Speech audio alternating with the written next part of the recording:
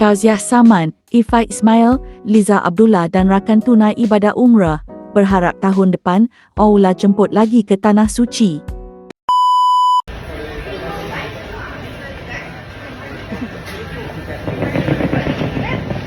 Ifa Kak Hana, Ifa Kak Liza.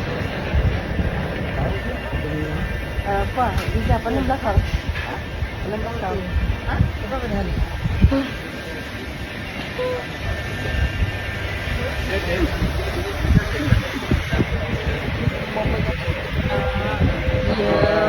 Mudah-mudahan kita kembali sambung balik. InsyaAllah. Mudah-mudahan tahun depan kita dijemput lagi ya. InsyaAllah, insyaAllah. Kita ajak Liza, kita ajak Ed, kita ajak anak, kita ajak Alina, kita ajak semua yang datang tadi tu, kakak Ipah, semua. InsyaAllah, insyaAllah. InsyaAllah, insyaAllah. Kak Ella doakan ibu tau. Semua kita doa. Yang hadir tadi tu, yang tak hadir pun yang doakan kita. InsyaAllah.